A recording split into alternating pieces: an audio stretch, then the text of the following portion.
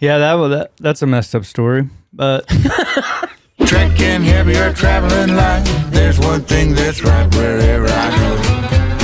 That's where I am. We are on. Hey, what's up, everybody? Welcome to This Week in Zoltan. I am Zoltan. This is my podcast. And this week I have another guest. It's a good friend of mine from San Diego. He now lives in Los Angeles. I've known him for over 10 years. I've slept on his childhood floor. It's the one and only Mr. Billy Bonnell, everybody. I forgot you did that. I did. Me, Raj and Darnie got the bed. I slept on the floor with a friend of mine who isn't a comedian, but we were waiters together at a retirement home named Justin Lennon. Lenham. That guy came? That guy came. He came to document it, and he shot all this footage, and we never got it. And that was back in 2010, 2011. Yeah, I forgot most of that happened. The only thing I remember from that trip is that we did a comedy club called Hyenas, and you brought your own toilet paper, and that really set the staff off. The staff was extremely angry that you brought your own toilet paper. And I still, to this day, don't know why you brought your own toilet paper. It's because... That's pretty weird. Dude. All right, first of all, well, you know what? I travel with wet wipes, and that's a hygiene issue, and your girlfriend's here, and I apologize, but I might have the hairiest ass on the planet, and regular toilet paper is just not going to cut it, and on top of that, cheap toilet paper, like in a public restroom, really not going to cut it. So I brought my own. And but that wasn't wet wipes. There wasn't wet wipes. Texas really came out right there. Did you bring your own wet wipes down there? No, you didn't. It was a roll of toilet paper. I brought it. This was before wet wipes really took off. Yeah, it was before. I didn't bring wet wipes because I didn't. You carried in an open roll of toilet paper. Yeah, it wasn't even one of those like single roll industrial paper. It was a triple roll. Yeah, Charmin Ultra Strong. Walked it in under my arm like a football, like I'm carrying it like a quarterback walking through to another class. And I went into the bathroom. I didn't know they would be offended by that. That was the weirdest. It was a double layer of strange because you were doing it, which was sort of weird. Yeah. But, I mean, it's your butt, so do whatever you want. Exactly. But them being mad about it was like... insane. How that they dare were mad. you? How dare you bring your own toilet paper into Hyenas? This is a comedy club where we have Dimebag Daryl Abbott's guitar up on the wall. And I'm a huge Pantera fan. And you know, how dare you disrespect our toilet paper like that? It was just really weird that they were mad about that. And they're still open in Fort Worth. I just did it. And Did you bring your own toilet paper? I don't even wipe my ass. I have a small can of condensed air, and I just spray it out. It feels good. It's chilly. You look like a dude that would skip a few. I look like someone who wouldn't wipe their ass? All the time. Like, you look like a guy who would, like... This is why I don't do podcasts. You're going to attack me right away on This Week in Zoltan? Yeah, I'm kidding. Like... This week, I'm in Zoltan. You are inside me. How many people have said that exact joke? Nobody yet. No, you're like my fourth person. No one's been smart enough. I'm your fourth guest? You have way more episodes than 4 episodes. This is actually... If I'm your fourth guest... I'm sorry, man. It's not going good for you. No. You're living in New York, and your fourth comedic guest is a nobody from San Diego. You live in Los Angeles. Who doesn't wipe their ass. That's going to be the name of the call myself a nobody? This is how you promote yourself. You call yourself a nobody. Who's listening to this? 100 people. Hello, Zoltan's mom. My mom doesn't listen to this. She goes, Zoli, maybe talk about the cats more and maybe tell some stories of Hungary. That's how she would get into the show. Hyenas is still around. I've done it since then, too. And they just haven't brought up the toilet paper issue. They don't remember. They don't remember because it was that guy's son. Yeah, and they don't get along, I guess. But we shouldn't say that. It's none of our business. But it's none of my... Who gets along with their father? I've never met mine. Yours isn't here. Like, you know? You can say what... He's no longer with us. He's dead. People need to know. It's all you post about. It's my favorite thing. Anytime It's not all I post about. Jesus Christ. How many negative things are you going to say here? I'm trying to say these are all positive things. They're coming off a little mean. This is the type of show. No one's mean to me in a high rise. Your fans need to know we're up pretty high. This is a beautiful podcast space. I used to do my podcast in my living room with no guests, where I would just look into the camera and psychobabble at them for about 30 minutes until someone would walk by and make eye contact with me when I'm filming myself, and I'd get self-conscious and I'd turn it off, and that's how the episode would end. Yeah, did you getting some downloads on those? No, it's very this is the revamped version. I'm like, maybe if I bring someone in and I talk to them, it will go better. But apparently I attack people. Yeah, it seems like you brought me here to unload some shit you've been holding on to for 10 years. Dude, how long have you been thinking I don't wipe my ass? Make believe. There's Billy. How long have you been holding on to this? First of all, this is inside knowledge that I've had for a decade, and I'm letting it out now. But this is actually what I mean by that. I think you're a great example of don't judge a book by its cover.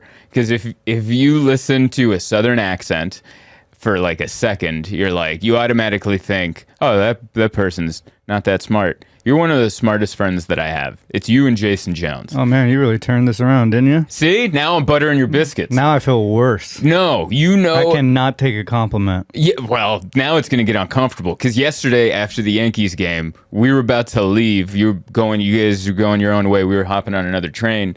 And you go, do you know what the Rubik's Cube experiment is? Or what was that? The Red Ruby Hill? That's not a smart thing. Ruby Ridge. Ruby Ridge or whatever. That's how well I hold on to information. Ruby Ridge is when the FBI shot this white supremacist wife in the face in the woods of Indiana.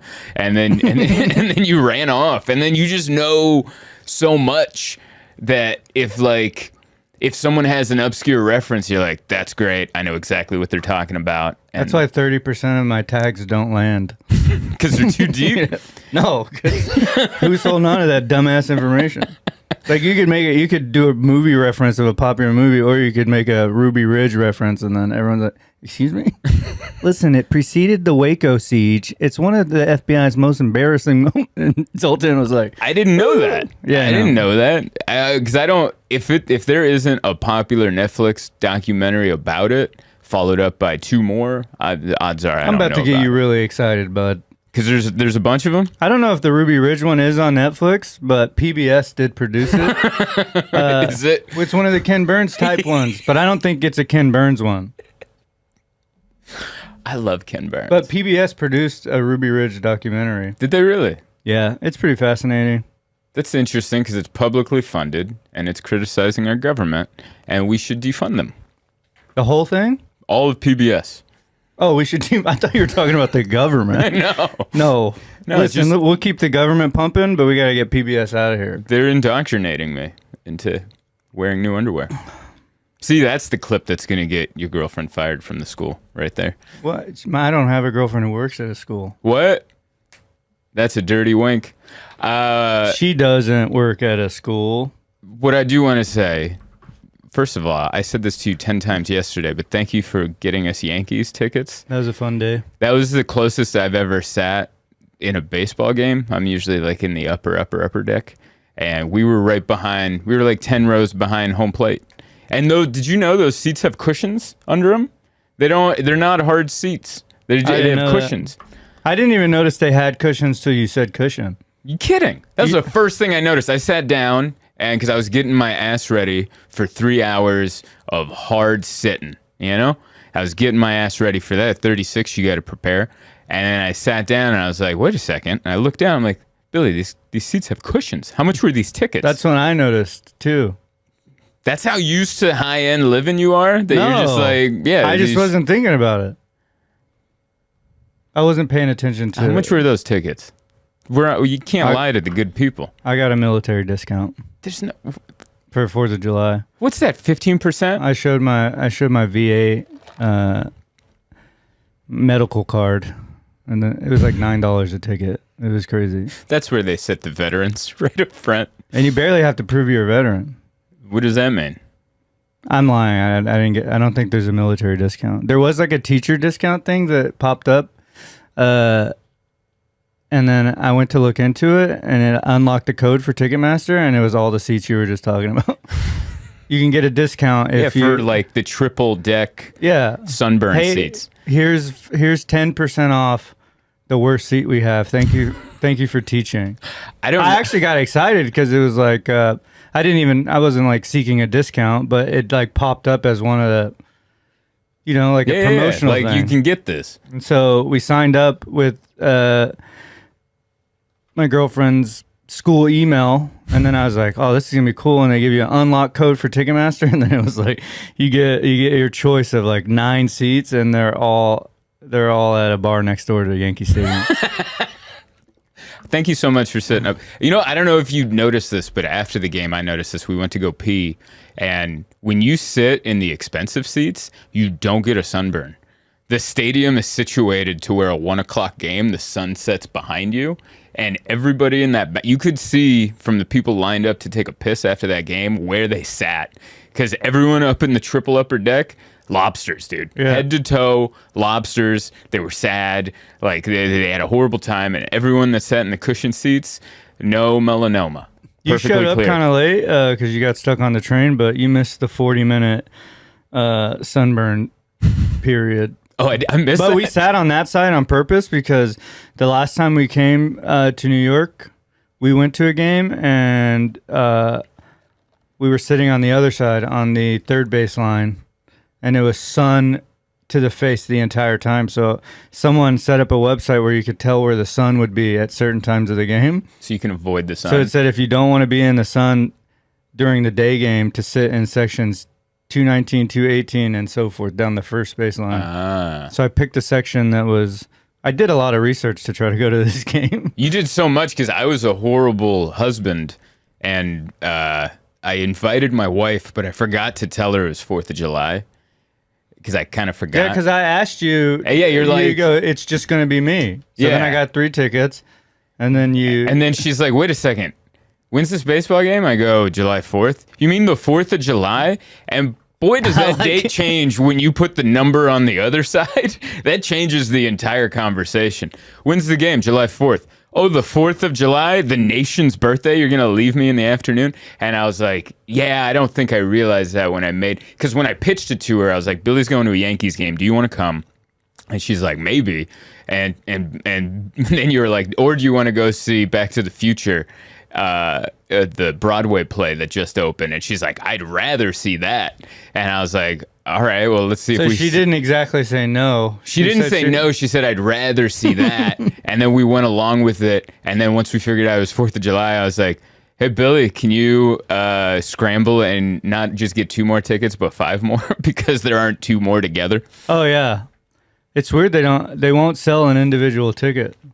That's if bizarre. It leaves, they won't sell an individual ticket if it only leaves 1 ticket or 1 seat in between. That makes sense because it is the 4th of July, and if you're going by yourself on a game to the 4th of July, you're a domestic terrorist. You're coming to do harm to 60,000 people in a stadium. It's like how you can't go to Legoland as an adult man. Yeah, or Chuck E. Cheese. Really? Yeah. That's even funnier. Yeah, one time I showed up to pro wrestling at the sports arena in San Diego early. By yourself? No, with This is a red flag as well. It would have been a better story if it was by myself. It was with my buddy Dane, and he's like, why don't we go grab a beer at Chuck E. Cheese?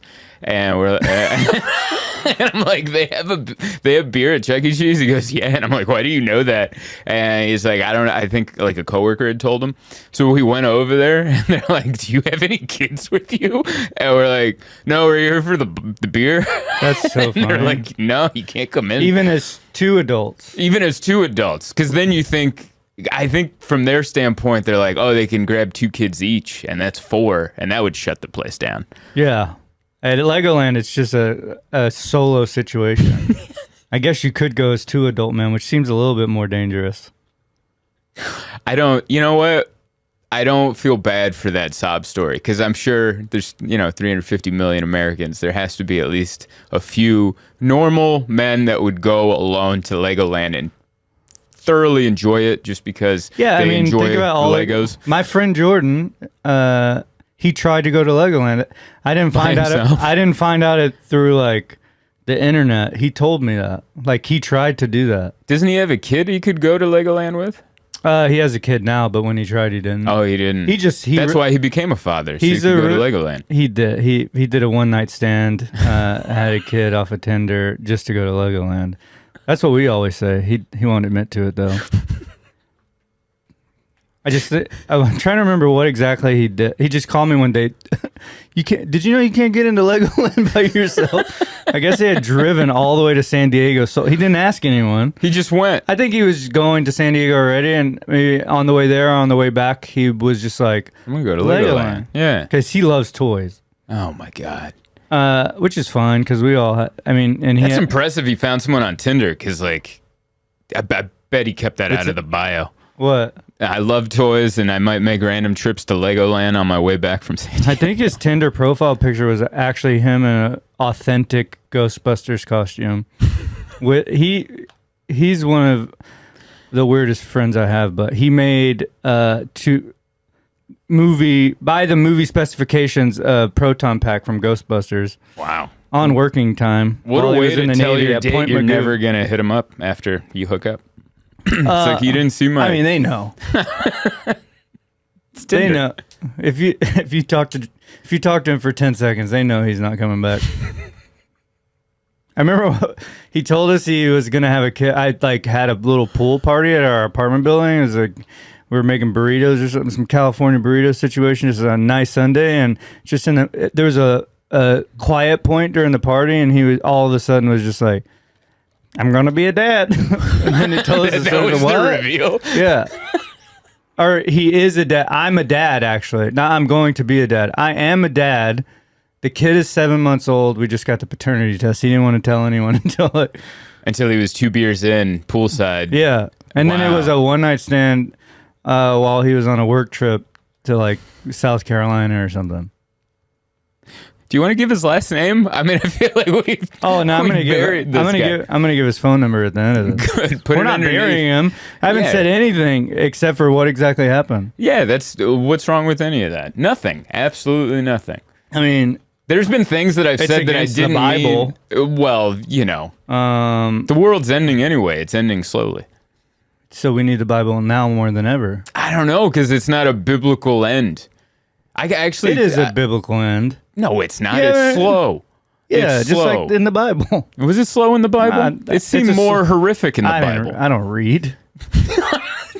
I was thinking about this yesterday because the end of the world in all the 90s movies looks so epic. Like an asteroid hits, like Deep Impact, and then 100-foot tidal wave. Just like, I think about this all the time. Yeah, right? And it's like a big ending. And then now the world does feel like it's ending. But it's just like the air kind of gets smoky from wildfires, and the planet's getting hotter and hotter every day. So it's not like ending. It's more just like a Yeah, I always thought it's not as impactful. We've been primed to think that an asteroid was just gonna clock us out, and now we're just getting slowly suffocated by I don't know, like a respiratory virus. Yeah. Or we're getting Dutch ovened by our man-created farts. That's the Lord. Kind of what the Lord, right? The Lord's farts. No, the Lord is Dutch ovening us. Yeah, so yeah, I guess his farts. Yeah, no one's gonna listen to this. See you on Sunday. we should go to church. I actually wanted to start going to church to see if they're saying anything new because I grew up in an evangelical town, and I think they're still using the same talking points. There's kind of a good comparison to like how we live now. With we kind of all have go-to talking points for stuff, and if you don't, you can Google something briefly and kind of seem versed in it if you are slightly articulate. So if you want to try to be right, you can. Yeah. There's a time forever where you couldn't be right at all. If you scroll enough, you will find the thing that matches up with the idea you wanted to spew into you can really face. find the right answer for anything if you want it, but it's easier to get served up the wrong answer or whatever aligns with your beliefs already. But like now, you don't have to learn anything to know something, and that's the dangerous part of it. There used to be a pride in learning a bunch of stuff to know it. Now you don't have to learn anything. You can just know it, and there's some cocky shittiness that comes with that. It's like, real quick, that's not how it works. Like, with... Yeah, but don't you get labeled like a sheep or something? I think that's my favorite one. Well, there's always been a version of that. Right. That you're a sheep. There's always been a version of conspiracy. It just seems so much more insane now because we grew up with like the same 3 conspiracies. Right. And now there's same more. major government. But now there has to be a new one every day because they're so easily disprovable that we're on a 24-hour cycle of chaos, real world chaos. They got to bring you they got to serve you up something new because there's like are we doing comedy? What's happening? I'm doing it again. We're learning. This is what I mean. Like I'm learning. No, there's like this happens in stand up now for me too. I'll start saying something serious. I think I told you this yesterday. I'm like, oh shit, I'm doing a speech again. But we find some funny stuff in it. Anyway, we're selling chaos, and even on Instagram, whatever gets TikTok, whatever serves you up, it's clickable. Whatever makes you mad, it has to be something new in 24 hours. It didn't used to be like that. They could linger on the same story forever. Right. We lingered on the magic bullet and JFK insanity for 50 years. Yeah. We lingered on the moon landing was fake. We lingered on all these little that our entrance into Vietnam was like a false flag, which ended up being actually true. We didn't. Like stuff like that, but we could hold on. The Loch Ness Monster, we had this one blurry picture that floated around forever, and that picture of Bigfoot walking sideways. We just held on to that. Now it's like, here's this new thing. And right now we're back on aliens. Yeah. And people are so desperate that we're not just here alone, and it doesn't make sense, and we're gonna die, and it's never gonna make sense. People are finding it hard to accept we're just stuck here. We don't know why, and people need something more than that. So like, aliens are real. Here's all the proof. You don't believe in aliens? It's still not. I don't. No, there's not any evidence that aliens exist at all. Oh man, see, I'm gullible because I watched a couple of YouTube videos and I'm like, yeah, I'm also gullible. Yeah. I saw a flat Earth documentary that was done so well. It was done so well that in the middle of it, I go, this shit could be flat. I 100% went, I don't know, man. But all of the points, when you're receiving them, if you're not judging every point as you go, you can start to feel like that. Right. And that's why most of the stuff that you're served up starts to make you feel like maybe. But as soon as you scrutinize it at all and you go just a little bit further the opposite direction, you go, this is all bullshit.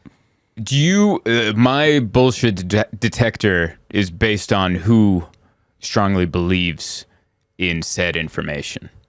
Like, I do like a crowdsourcing thing.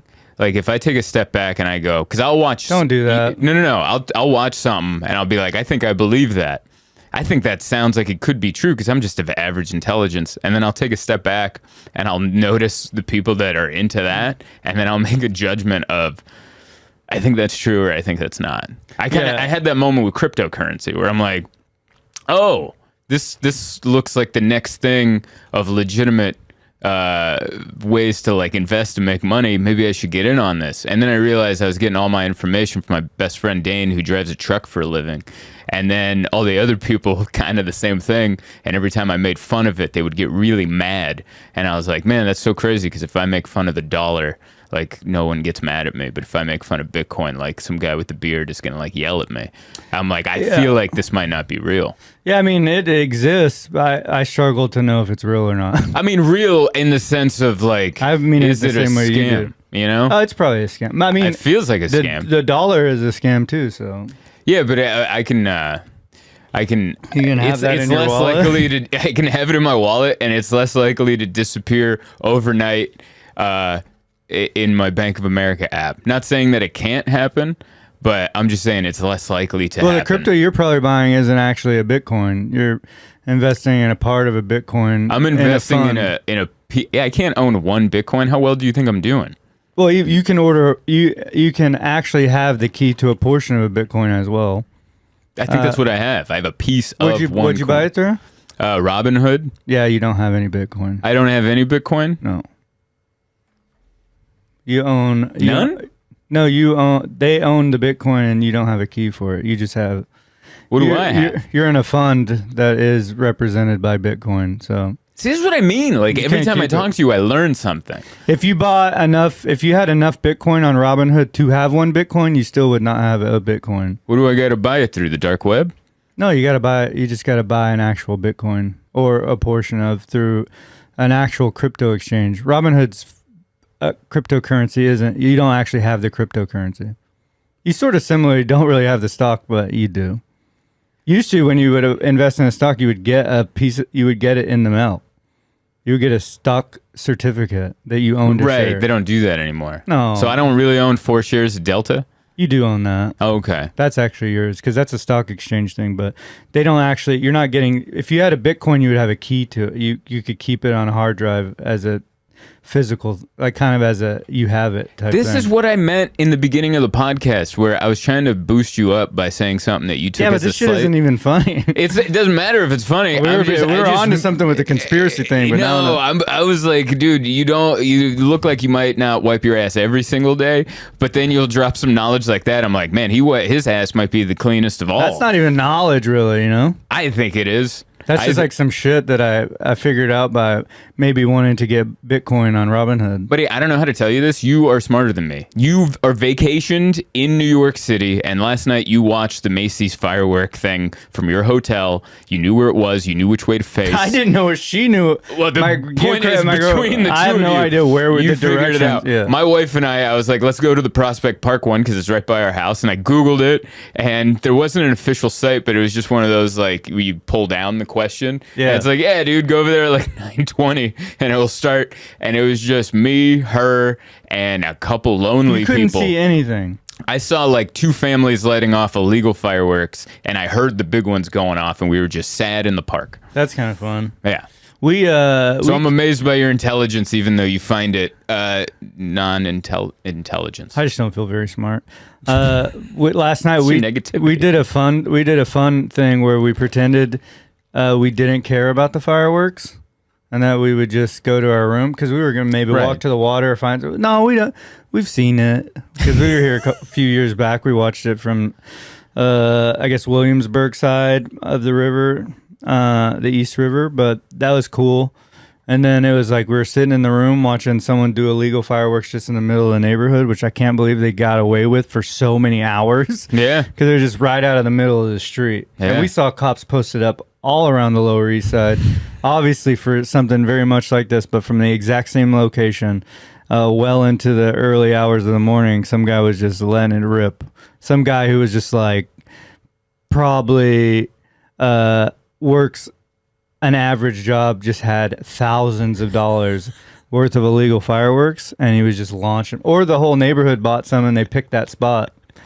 But and then we started thinking, I wonder if we can see them from our hallway, which has a window. And then once we finally realized they were going off, we convinced ourselves previously that maybe it was already happening.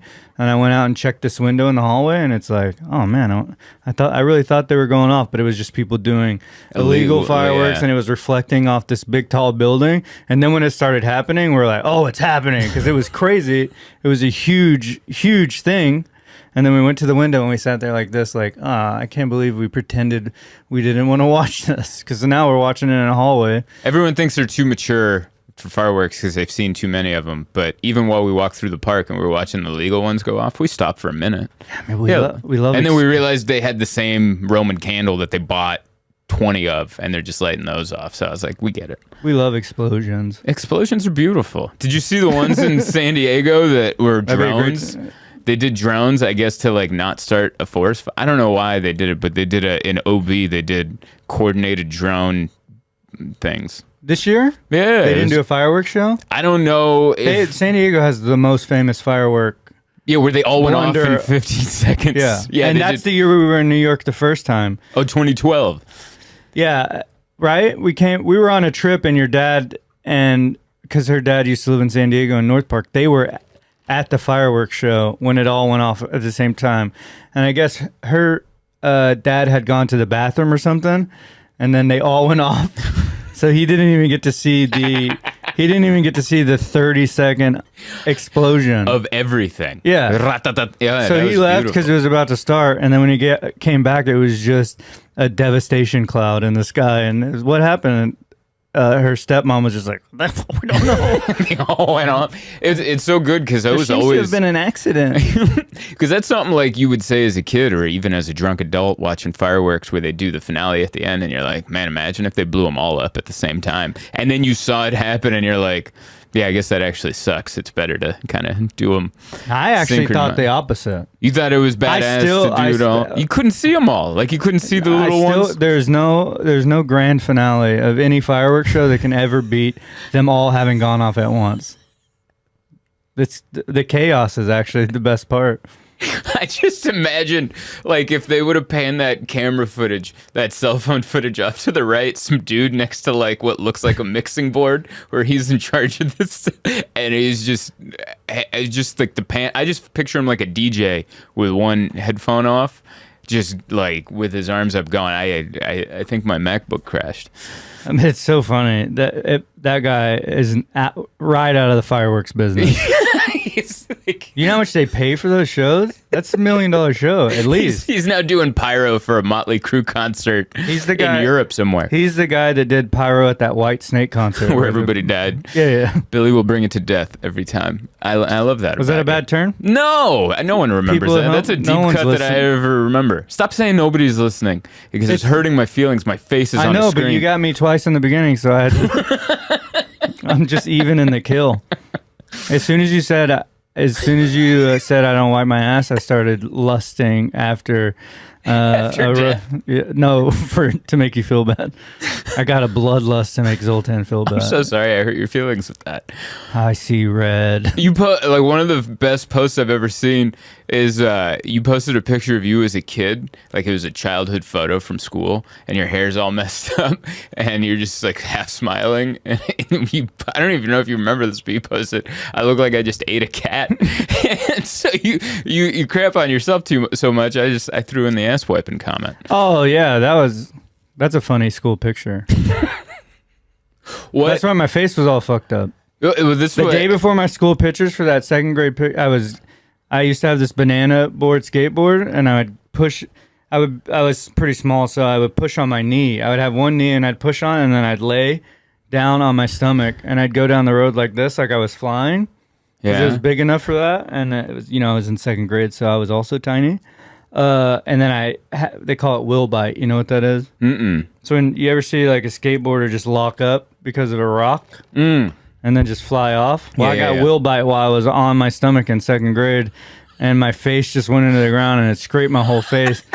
And my mom still made me go to school, and they made me do school pictures even though I just destroyed my face. So that's me in that little tank top. That was that picture. And my mom sent it to me one day. I guess to remind me that I've always been an idiot. This is where this comes from. Yeah. I guess maybe she was the first person to roast me. We just have a breakthrough right now. This is therapy. I spend the last 12 minutes of the podcast just staring into the distance. Renee did this to me. Of all the friends that I have, you, I think, have the most stories of growing up in Cleburne, Texas, which, like I said, we came to your childhood home, and Cleburne was a dry county, and it had just become a not dry county, meaning alcohol was allowed. That was how long? Yeah, that was the first year they it was 2011 or 2010, I forget. It might have been 2010. And we went and drank at an Applebee's. That was the only bar in Cleburne was an Applebee's, and we which I'd never done before. And then while we're sitting there, two cowboys come in with a suitcase of Keystone Lights, and they throw them up on the counter, and they just start drinking, which I didn't know you could bring beer into a bar and just not drink the beer. And they did. And they looked at us like we were weird. And they just came in like... I think that wasn't... I don't know if they were allowed to do that. Really? They just let them? Well, I mean, it was the first place that they were having drinking at. Applebee's was the first place to sell alcohol in Cleburne, Texas, and it was in this corporate like a corporate zoning area. Yeah. That it had to be in. So it was just random Applebee's that was out next to a Home Depot and this place that would make little landmines for finding oil or whatever. A place called John Mansville. I forget what they made, like little mines for some kind of maybe. So landmines on one side and sizzling. But you remember it fajitas. was in an industrial park. Yeah, it was. Yeah, There was a Home the Depot. weirdest There was setup. nothing out there, and then the new law that they had that they can finally sell alcohol stated it had to be in this zoning area. So it was this Applebee's that was in the middle of like a Home Depot and this mining place, kind of in the same way that like that old man Up house was in between the two big buildings. Yeah. That's how the Applebee's was, and I don't know if they had a rule about that or something, but there's just no way that even being able to sell alcohol, they were allowed to bring that in there. But since it was new and then it's a small town, all of our friends are running the Applebee's. Right. So just we're closing anyway. It's Bring lawless. your Keystone in. Yeah. It was like the Wild West for that kind of stuff. It was. I remember every friend you would run into, you would have just one more story that the rest of us would come and listen to, and we're like, oh my God. I don't remember the guy's name, but you're like, oh, remember so-and-so, where they were depressed, they lost their job, or they lost a bunch of money at the casino, so they took the last bit of money they had and went to the strip club and blew it all and then shot and killed themselves out in front of that strip club. Yeah. And that's how they died. Yeah, You would just like throw stories like that in the middle of like a lunch, and we were all just sitting there like in awe and laughing and just mortified all at the same time. Yeah, that's a messed up story. But that I don't know if there's more chaos in a small town, but there's a lot of stuff like that. It was like one story like that after another, and even though That's all I have is like, oh, you want to hear about my other friend who killed himself? It was a lot of that. Yeah, that was the most famous one. He ran up a large bill at a strip club And then finished it off. Yeah, he sprinted out. The security chased him to his truck. He got in the truck, and when they were trying to get into the truck, he shot himself. And then that's pretty crazy. Wow. Yeah, how do you top that? Like those security guards, have they ever chased another patron out to their car again? I think there should be a podcast where we just interview those security guards.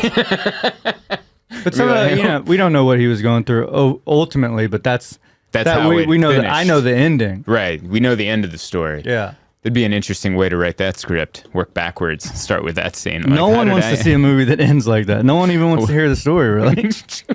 It's an important story to tell because it's so dark out there. and wild, and you're like, if I saw that in a movie, I wouldn't believe it, but it happened in real life in Texas. Even the story of you served how many years in the Navy? 10? Yeah, just about 10. 10 years. But even your story getting into the Navy, you didn't just go, I want to go to the Navy. It was court ordered? It was basically court ordered, yeah. It was my way to not go to jail. That sounds court ordered. But I considered going to it actually worked out.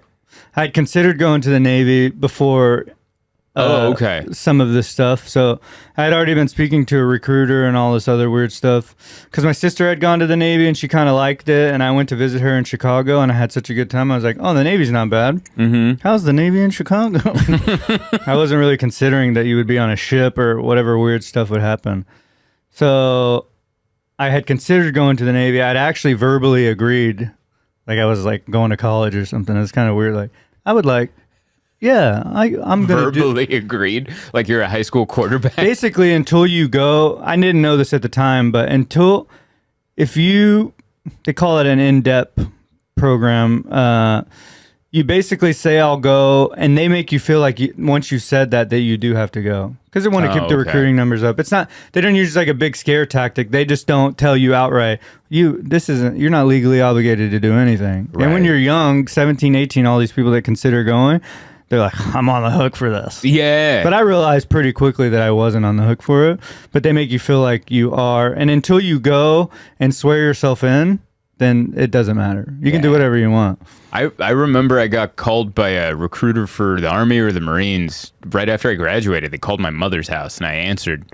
And he was like, hey, this is Zoltan Kaszas. I'm like, yeah. He's like, I'm from the recruiting office. You just graduated San Marcos High. And I'm like, oh, yeah. And he just asked me like what my life plans were. And he was so nice. Do they get a list of all the people they know are not going to college? Or does the school, do they bribe the school counselor and he goes, send us your best? Send us your best best and brightest that aren't going to college and don't have an over 3.0 GPA. And but he called me, and he was so kind in the beginning. He's like, "What are your plans after since you graduated?" And I kind of told him. And I was like, well, I was thinking of doing this. I was going to move out, get a job, try to figure out what I want to do next, and blah, blah, blah. And then once I was finished, he completely took a dump on all of my dreams. Of course, they do that. Hard. And I like this guy. Really? And he crapped on all of my dreams, and he goes, you should join the Marines. And I didn't say this, but I wish I would have just said, you're a horrible salesperson, and I hung up the phone. Well, yeah, what is that called? Nagging? Like, yeah, that doesn't work on me. If I was a girl and I was at a bar and you came to hit on me by making fun of me, you're not as pretty as you think you are. I would be upset. And that's what the Marine guy did to you. Yeah, he went, you're not as pretty as you think you are, and I went, that's not what my mother says, and I hung up on him. That works on a lot of people. They do the scare tactic thing. It's funny that he called you like a cold call. My sister actually she's the one that gave me the idea of the Navy because she was having such a good time. Okay. So we did that. I spoke to that guy. And then I don't know if it was like I was already on my way because I was already a troublesome person. But I don't know if it's because I thought I was going to the Navy. I thought I could just do whatever I wanted. Right. Or as a way of I was already on my way to that. And even the Navy, maybe going to the Navy had no effect on it. I was already going to get arrested. So what you're saying is your destiny was set in stone anyway. I'm wondering what the path would have been either way. Right. Because I was already partying pretty hard. I mean, that DUI charge came with an assault on a peace officer. Yeah. Felony evasion. Felony evasion, assault on a peace officer, and you hid under a kayak or something? Yeah, it was a wild night. Basically, I was driving away from a party drunk, and I didn't have my lights on, and I was pulling up to a stop sign. I realized my lights were off, and as I turned my lights on, it basically illuminated the side of a police car. Like I created the police car. You manifested it. Yeah, the simulation. Everyone knows simulation theory, but there's like a theory where we're hallucinating our own reality. Okay. Like basically, every bit of this is a vivid hallucination. I'm only here because I am making myself here. You don't exist. I don't have a girlfriend. Wow. That's one of the theories. That one is actually my favorite theory because that means I made the theory up. And I also killed my dad and did 9/11. That's like... You're a busy man. That means sometimes I go, maybe I am a good writer. If I hallucinated all this is pretty cool, dude. So you hallucinated a police cruiser in front of you? No, it was just perfect timing. I turned on the lights, so it's very obvious to him that I didn't have my lights on. Right. Now, a reason to pull me over. So as I'm pulling through this intersection, he turns his lights on. Bad move. Yeah. On his part. Yeah, now I know you're coming. So as soon as he turned his lights on and tried to do a U-turn, I pulled the car over and I just go. My friend Ryan was in the passenger seat. The guy who's actually old enough to drink. I'm too young to drink, and I'm driving. I'm like, I'm leaving, and then I'm leaving. With that much emphasis, I'm leaving. Yeah, run. So then I sprinted out of the car. I was actually in sandals, so I ended up blowing my sandals off pretty fast, and I was just running barefoot down the street. And then I ran down an alley. I saw in a backyard, I saw a canoe that was upside down, as they should be when they're stowed, so they don't fill with water. Note to the people at home. And then I just dove under the canoe, and they didn't. No one that chased me. It was two cops in that car, I guess, because if all the jingling of all their stuff when they were chasing me. It sounded like two jingles, It's like what I you're mean? being chased by house cats. And I could hear them, like, when we first got our kittens, they had a little bell on, and they would just run around with their little bell on. That's what it sounded like. So I dove under this canoe, and then I just heard him out in the alley going, "Where'd he go?" Like, he's obviously under the canoe. Is this your first day on the job? There's only one place I could be. It's the lone canoe in the middle of a backyard that I was under. But they didn't know. Texas. This is a crazy thing because the party I left was actually a party I got kicked out of because I guess I'm a drunk maniac, obviously. But they kicked me out of the party, and then when the cops are chasing me, I'm hiding in the canoe. They're not finding me. They actually never found me under the canoe, but during the middle of me hiding under this canoe, I heard the lady who kicked me out of the house going, "If he's out there, my dog will find him." Like, and the cops were like, "All right, bring the dog out." Like, they entertained this. So I'm under the canoe, and she was right about her dog finding me because he found me, but they didn't even think to lift up the canoe. Because while I'm under the canoe, the dog is putting his nose under, and I have the dog's wet nose all over my elbow and forearm and everything. And they never go, maybe he's under the canoe. It's so great. I just fall asleep under the canoe and I wake up around the time the sun's coming up. And then I'm dumb. I'm pretty hungover at this point. I try to go back to that house because my friend Casey is there. Right. And she gave me a ride and I need a ride home. And I try to get into that party and they opened the door. They went to sleep too. Like, what are you doing here? And they called the police on me again.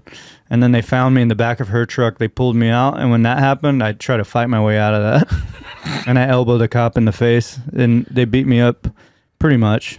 And then took me to jail. And then it came time to go to court or whatever. And this recruiter from the Navy went with me to court and goes, "Your Honor, he'll go to the Navy." And the guy was like, "You're going to go to the Navy?" And I was like, "Yeah, I'm going to go to the Navy." And then I signed all this paperwork saying I would definitely go to the Navy or that I would go to jail. So You went to the Navy, and that's how you became a decorated military veteran. yeah, dude, it was worth it. The Navy was fun. That's the best story. I bet most people are like if I went to the military, it would have been I was browbeaten by a recruiter that cold called me at my mother's house, and I was like, then I joined the Marines. I like that reason better. No, that's a better story. Where can the people follow you on the social medias? It's at Billy Bonnell on everything. BILLYBONNELL. Except for TikTok, it's Billy Bonnell Max. Because so it was taken? Billy Bonnell was taken. Apparently, there's a MMA fighter who's not good that also there's like a at Billy Bonnell MMA fighter who has lost all of his fights. He's 0 for whatever. 0 for 2 or 0 for 4. He's still trying though, because every once in a while I check in on him, and his losses go up. But he's still, he hasn't given up. The first time I found him, he was like 0 for 1. Now he's like 0 for 6. Follow Billy Bonnell on TikTok too. Maybe he'll get his first win. And Billy Bonnell Max. And go see this man live. Go check out his clips if you don't believe that I'm telling you he's great. And then go see him live. He's hilarious and a genius. And he'll never admit to it, and he'll think he's dumb. But he's actually really funny and very, very, very smart. Put the story that we told last first, because I think we will. And then I'm gonna hook them with the story, because that actually was fun. That was perfect. But in the middle, we got I'm a so little sorry I existential. offended you with the I was just ass kidding. wiping thing. I couldn't tell. I don't have any feelings, so you didn't actually offend me. I can't feel anything. Feelings are a hallucination, obviously. Thanks so much for coming. The moon landing's real. Sorry. God damn it, Billy. Do your outro, dude. You already got the light. Thanks so much for listening, downloading, subscribing, and doing all the things. Come see me live. Buy all the tickets. New York's expensive. Love you all. Cheers.